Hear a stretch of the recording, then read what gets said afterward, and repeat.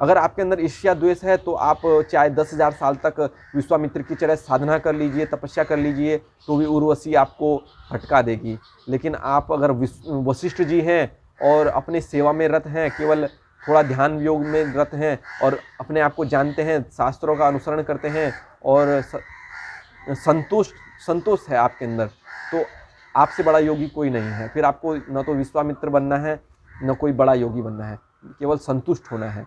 और प्रत्येक व्यक्ति जब तक संतुष्ट है, अपने काम में संतुष्ट है, चाहे वो किसी भी क्षेत्र में हो, यदि वो IAS अधिकारी हो तो उस चीज़ में आनंद ले रहा हो, संतुष्ट है, उस चीज़ में अग्रसर है, अगर सेवा कार्य में, तो वो उसी में मुक्ति को प्राप्त करता है। मुक्ति का अर्थ ये नहीं है कि मोक्ष हो गया, मोक्ष का अर्थ है कि आप आत्मा को, परमात्मा को प्राप्त कर लें। उसका अर्थ है कि आप संतुष्टि को प्राप्त करें, क्योंकि जब आप संतुष्ट होंगे तभी मुक्त होंगे। मुक्त का अर्थ है स्वतंत्र। आज जो हमारे युवा है वो स्वतंत्र नहीं है, परतंत्र है। जहाँ एक ने कहा वहीं भेड़ चाल अनुसार चल जाते हैं। तो उनको स्वतंत्र होना पड़ेगा, अपने गुणों को पहचानना पड़ेगा, अपने मार्ग को जानना पड़ेगा, स्वयं को जानना पड़ेगा। उसके लिए आपको अपना धर्मशास्त्र, ग्रंथ, योग, साधना पद्धति और श्रीमद् भगवत गीता एकमात्र ऐसा ग्रंथ है जो आपको पूर्णता प्राप्त करने की और अग्रसर कर सकता है, जो आपके सभी प्रश्नों का उत्तर आपको दे सकता है। तो मैं कहूँगा कि इस ओर अवश्य आएँ, योग की ओर। और मेरा जीवन तो योग को समर्पित है, और जो मैंने अपने जीवन में प्राप्त किया है आगे उसको बताऊँगा मैं अगले वीडियो में। और अन्य जो विचार हैं, अन्य विषय जो है मेरे, मैं उनको रखूँगा आगे। धर्म सूत्रों को, योग को, या जो अन्य विषय मेरे अनुसार है, राजनीतिक हो, चाहे धार्मिक हो, चाहे आध्यात्मिक हो, चाहे भौतिक हो, चाहे दैविक हो। दैविक क्षेत्र से मैं क्योंकि हूँ, मैं ऐसी धरती से हूँ जहाँ देवता साक्षात विराजमान रहते हैं।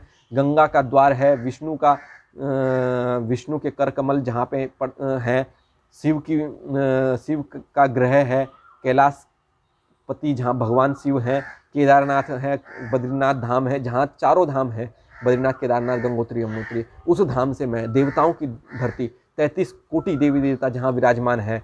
पूरे विश्व का योग का, अध्यात्म का, उत्तर का जो भाग है, आध्यात्म की जो भूमि है, जहाँ मतलब जहाँ बड़े बड़े ऋषि मुनि, योगी, तपस्वी, गोरखनाथ जी, आदिगुरु शंकराचार्य जी, विवेकानंद जी, जिन्होंने जिस कैलाश की शरण ली है, जिस कंदराओं की शरण ली है, उस धरती से मैं आया हूँ। मैं जाना तो वहीं चाहता था, लेकिन वो बद्रीनाथ जी की क्या इच्छा है वो तो मैं उनके दर्शन प्राप्त करके उनसे पूछूंगा। लेकिन मैं गुरु महाराज जी से जो मैंने पूछा और उन्होंने मेरे को बताया कि, या उनके मार्गदर्शन से जो अनुभव हुआ मेरे को, तो इस और अग्रसर हुआ मैं। तो मेरे जो विचार है मैं आपके सामने आगे प्रकट करूँगा, अपने विषय रखूँगा। तो मैं एक लड़के के विषय में बताना चाहता हूँ जिसने अपने गुणों को पहचाना, और 10वीं में राहुल नाम का एक, राहुल सिंह है या राहुल क्या नाम है उसका, वो महाराज जी के सानिध्य में, जब 10वीं में था तो महाराज जी के सानिध्य में आया। तो किसी ने उसको उस समय पूछा नहीं, उसने अपने आविष्कार किए और महाराज जी को दिखाए। लेकिन उसके आविष्कारों को देख के यहाँ के जो MMUT जो भी या दीनदयाल उपाध्याय यूनिवर्सिटी, विश्वविद्यालय जो है, उनको, उनके प्रौद्योगिकी के जो भी आचार्य, अध्यापक रहे होंगे, प्रोफेसर रहे होंगे, उनको देख के उसको देख के काफ़ी प्रभावित हुए वो। और आज वो 50 आविष्कार उसने कर दिए हैं। और कोरोना काल में तो उसके लगभग काफ़ी आविष्कार हो चुके हैं, सैनिटाइजरिंग मशीन से लेकर ऑक्सीजन मास्क की मशीन तक। यदि आपको उसके विषय में कुछ जानना हो तो राहुल नाम से सर्च कीजिएगा, या फिर अखबार में भी उसका नाम आया था। आज दिनांक 1 मई है और आज के उसमें उसका नाम 3-4 पेज पे है, शायद मैंने पढ़ा है। तो इस विषय में तो वो भी उसने अपने गुणों को पहचाना। और आज 12वीं क्लास में रहते हुए मात्र 15-16 साल का लड़का, मैंने बहुत सारे ऐसे देखे हैं जो 13-13, 14-14 साल के लड़के हैं और वॉशिंग मशीन ऐसी बना रहे हैं जिससे पानी का रिसाइकल हो सकती है, पानी का। और बहुत सारे ऐसे व्यक्ति हैं जो, मतलब हमारे यहाँ बहुत सारे ऊंचू वांगड़ू हैं मैं कहना चाह रहा हूँ, लेकिन बस वो अपनी क्षमता को नहीं पहचान रहे हैं, वो अपने गुणों को नहीं पहचान रहे हैं। उनको स्वतंत्र होना पड़ेगा। भले ऊंचू वांगड़ू के माता पिता नहीं थे, लेकिन आपको भी अपने माता पिता को थोड़ा त्यागना पड़ेगा कुछ सालों तक। क्योंकि हमारे जो मैंने अभी बताऊंगा आपको धर्मशास्त्रों में, हमारा धर्मशास्त्र मैंने कहा ना, मूल वही है। जो हमारे 4 आश्रम बनाए गए थे वो इसीलिए बनाए गए थे ताकि आप स्वतंत्र हों 25 साल तक।